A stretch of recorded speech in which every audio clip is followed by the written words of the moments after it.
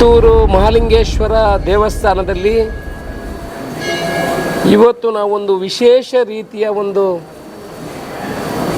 ಜಪವನ್ನು ಮಾಡುವಂಥ ಕೆಲಸವನ್ನು ಮಾಡಿದ್ದೇವೆ. ಈ ಜಪದ ಉದ್ದೇಶ ಏನಂತ ಹೇಳಿದರೆ, ಇದು 1008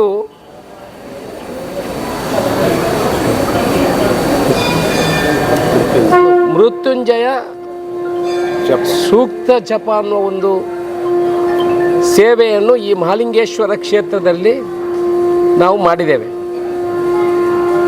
ಇದು ಯಾಕೆ ಮಾಡಿದ್ದೇವೆ ಅಂತ ಹೇಳಿದರೆ, 2 ತಿಂಗಳಲ್ಲಿ ನಮ್ಮ ಈ ಪುತ್ತೂರು ವಿಧಾನಸಭಾ ಕ್ಷೇತ್ರದ ವ್ಯಾಪ್ತಿಯಲ್ಲಿ ಸುಮಾರು 10 ಯುವಕರು ಆಕ್ಸಿಡೆಂಟ್ ಆಗುವ ಮುಖಾಂತರ ತಮ್ಮ ಜೀವವನ್ನು ಕಳ್ಕೊಂಡಿದ್ದಾರೆ.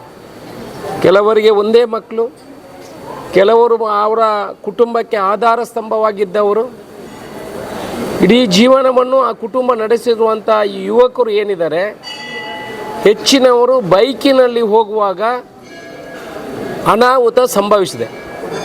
ಈ 10 ಮೃತ್ಯು ಏನಾಗಿದೆ, ಅದರಲ್ಲಿ ಸುಮಾರು 8 ಏನು ಮೃತರಾಗಿದ್ದಾರೆ, 8 ಜನ ಯುವಕರು, 8 ಜನ ಕೂಡ ಓವರ್ ಸ್ಪೀಡ್ ಹೋಗುವ ಮುಖಾಂತರ ಅದು ಆಕ್ಸಿಡೆಂಟ್ ಆಗಿದೆ ಅನ್ನುವ ಮಾಹಿತಿ ನಮಗೆ ಪೊಲೀಸ್ ಇಲಾಖೆಯಿಂದ ಬಂದಿದೆ. ಇದನ್ನೆಲ್ಲ ತಗೊಂಡು ಸುಮಾರು 38 ಜನ ಈ 2 ತಿಂಗಳಲ್ಲಿ ಆಕ್ಸಿಡೆಂಟಿನ ಮುಖಾಂತರ ಮೇಜರ್ ಇಂಜುರಿ ಆಗಿ ಆಸ್ಪತ್ರೆಯಲ್ಲಿದ್ದಾರೆ, ಕೆಲವರು ಮಲಗಿದಲ್ಲಿ ಇದ್ದಾರೆ.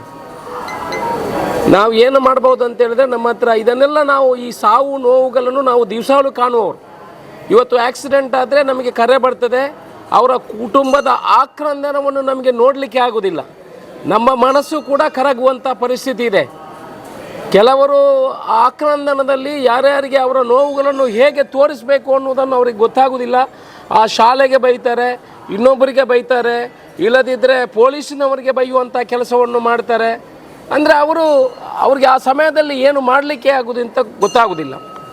ಈ ಪರಿಸ್ಥಿತಿಯನ್ನು ಮನಗಂಡು ನಾವು ಏನು ಮಾಡ್ಬೋದಂತ ಇವತ್ತು ಮಾಡಿರುವಂಥ ಈ ಮೃತ್ಯುಂಜಯ ಜಪ ಏನಿದೆ, ಅದು ಯಾವುದೇ ಒಂದು ಧರ್ಮದವರಿಗೆ ಅಲ್ಲ, ಇಡೀ ಸಮಸ್ತರಿಗೆ.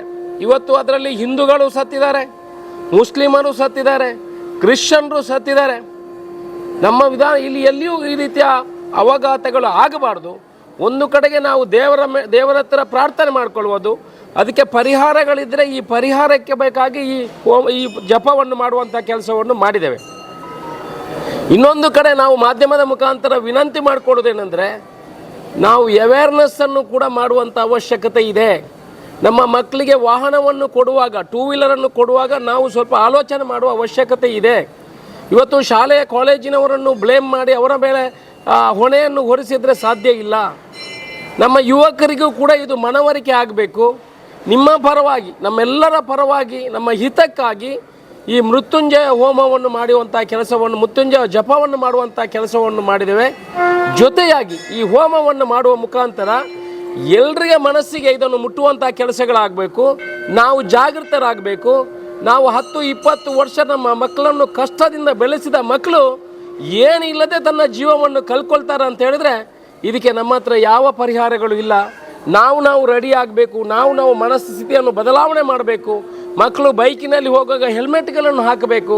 ಅದರ ಭದ್ರತೆಯನ್ನು, ಹೋಗುವಂಥ ಲಿಮಿಟ್ ಸ್ಪೀಡ್ ಏನಿದೆ ಅದನ್ನು ತಿಳ್ಕೊಳ್ಳುವಂಥ ಕೆಲಸ ಮಾಡಬೇಕು.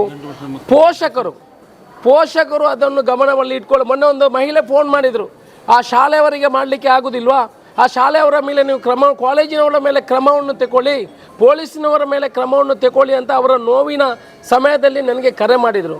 ನಮಗೆ ಯಾವುದು ಅಂಥದ್ದು ಮಾಡಲಿಕ್ಕೆ ಅವಕಾಶಗಳಿಲ್ಲ. ನಾವು ದೇವರ ಹತ್ರ ಪ್ರಾರ್ಥನೆಯನ್ನು ಮಾಡ್ಬೋದು. ದೇವರೇ, ಇಂಥ ದೊಡ್ಡ ಅನಾಹುತಗಳನ್ನು ತಪ್ಪಿಸುವಂತೆ ನಾವು ಪ್ರಾರ್ಥನೆ ಮಾಡ್ಬೋದು. ಇನ್ನು ಮೂಲಕ ನಿಮಗೆ ಈ ಮಾಧ್ಯಮದ ಮೂಲಕ ಈ ಪೂಜೆಯನ್ನು ಮಾಡುವಾಗ, ಈ ಜಪವನ್ನು ಮಾಡುವ ಮುಖಾಂತರ ಇಡೀ ಸಮಾಜಕ್ಕೆ ನಾವು ಒಂದು ಸಂದೇಶವನ್ನು ಕೊಡುವಂಥದ್ದು ಅಂತ ಹೇಳಿದ್ರೆ, ನಿಮ್ಮ ಮಕ್ಕಳನ್ನು ಜಾಗ್ರತೆ ಮಾಡ್ಕೊಳ್ಳಿ. ಯುವಕರೇ, ನೀವು ಹೋಗುವಂಥ ಸ್ಪೀಡನ್ನು ಲಿಮಿಟೇಷನ್ ಮಾಡ್ಕೊಳ್ಳಿ. ನಮಗೆ ಭವಿಷ್ಯ ಬೇಕು. 80, 90, 100 ಕಿಲೋಮೀಟ್ರಲ್ಲಿ ಹೋಗಿ ನಿಮ್ಮ ಜೀವನ ಯಾಕೆ ಕಳ್ಕೊಳ್ತೀರಾ? ಸರಿಯಾಗಿ ಹೆಲ್ಮೆಟನ್ನು ಧರಿಸುವಂಥ ಕೆಲಸವನ್ನು ಮಾಡಿ. ಅದರಿಂದ ಇವತ್ತು ಪೂಜೆ ಮಾಡುವ ಮುಖಾಂತರ ಈ ಸಮಾಜಕ್ಕೆ ಸಂದೇಶ ನಾವು ಪುತ್ತೂರು ಈ ಮಹಾಲಿಂಗೇಶ್ವರ ದೇವಸ್ಥಾನದ ಪುಣ್ಯ ಭೂಮಿಯಿಂದ ನಾವು ಸಂದೇಶ ಕೊಡುವುದೇನಂತ ಹೇಳಿದ್ರೆ, ಏನಾದರೂ ಶನಿ ದೋಷಗಳಿದ್ದರೆ ಈ ಪೂಜೆ ಜಪ ಮಾಡುವ ಮುಖಾಂತರ ಅದು ಪರಿಹಾರ ಆಗಲಿ. ಅದೇ ರೀತಿ ತಾವು ತಮ್ಮ ಜಾಗ್ರತೆಯನ್ನು ವಹಿಸಬೇಕು. ನಿಮ್ಮ ಮೇಲೆ ಜವಾಬ್ದಾರಿ ಇದೆ, ನಿಮ್ಮ ತಂದೆ ತಾಯಿ ಇದ್ದಾರೆ, ನಿಮ್ಮ ಗಂಡ, ನಿಮ್ಮ ಹೆಂಡತಿ, ಮಕ್ಕಳು ಇದ್ದಾರೆ. ಇದನ್ನು ಕೂಡ ನಿಮ್ಮ ಕುಟುಂಬವನ್ನು ನೀವು ಆಲೋಚನೆ ಮಾಡುವಂಥ ಅವಕಾಶ ಇದೆ. ಒಂದು ಸೆಕೆಂಡಿನ ಅವಸರಕ್ಕಾಗಿ, ಈ ಒಂದು ಸಮಾಧಾನಕ್ಕಾಗಿ ತಮ್ಮ ಜೀವವನ್ನು ಕಳ್ಕೊಳ್ಳುವಂಥ ಕೆಲಸವನ್ನು ಮಾಡಬೇಡಿ ಅಂತ ನಾವು ಇವತ್ತು ಸಂದೇಶವನ್ನು ಕೊಡುವಂಥ ಈ ಪೂಜೆ ಮಾಡುವ ಮುಖಾಂತರ, ಈ ಜಪವನ್ನು ಮಾಡುವ ಮುಖಾಂತರ ಸಮಾಜಕ್ಕೆ ದೇವರ ಪ್ರಾರ್ಥನೆಯನ್ನು ಮಾಡಿದ್ದೇವೆ, ಸಂದೇಶವನ್ನು ಕೊಡುವಂಥ ಕೆಲಸವನ್ನು ಕೂಡ ನಾವು ಮಾಡಿದ್ದೇವೆ. ಜನ ಲೈಸೆನ್ಸ್ ಇಲ್ಲದೆ ಕೂಡ ವಾಹನ ಚಲಾವಣೆ ಮಾಡುವಂಥ ಕೆಲಸವನ್ನು ಮಾಡ್ತಾರೆ. ನಾವು ಪೊಲೀಸ್ ಇಲಾಖೆಗೆ ಕಟ್ಟುನಿಟ್ಟಾದ ನಿರ್ದೇಶನವನ್ನು ಕೊಟ್ಟಿದ್ದೇವೆ. ಯಾರು ಅಂಡರ್ ಏಜ್ 18 ವರ್ಷದ ಕೆಳಗೆ ಅವರಿಗೆ ಬೈಕ್ ಕೊಡ್ತಾರೆ, ಗಾಡಿ ಕೊಡ್ತಾರೆ, ಅವರ ಮೇಲೆ ಕೇಸ್ ಹಾಕುವಂಥ ಕೆಲಸವನ್ನು ಮಾಡ್ತೇವೆ.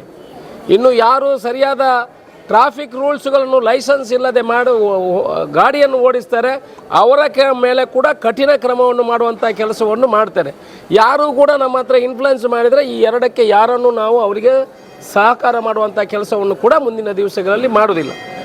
ಅದರ ಜೊತೆಗೆ ಇವತ್ತು ಮಹಾಲಿಂಗೇಶ್ವರ ಕ್ಷೇತ್ರದಲ್ಲಿ ನಾವು ಏನು ಕನಸನ್ನು ಕಂಡಿದ್ದೇವೆ, ಮಹಾಲಿಂಗೇಶ್ವರ ದೇವರಿಗೆ ಬಂಗಾರದ ಒಂದು ಕವಚವನ್ನು ಮಾಡಬೇಕು ಅನ್ನೋ ಒಂದು ಆಲೋಚನೆಯನ್ನು ಮಾಡಿದ್ದೀವಿ. ಇವತ್ತು ಸುಮಾರು 5 ಜನ ಒಂದೊಂದು ಪವನ್ ಅಂದರೆ 8 ಗ್ರಾಮ್ ಚಿನ್ನದ ಕಾಯಿನ್ಗಳನ್ನು ಕೊಡುವಂಥ ಕೆಲಸವನ್ನು ಮಾಡಿದ್ದಾರೆ. ನಮ್ಮ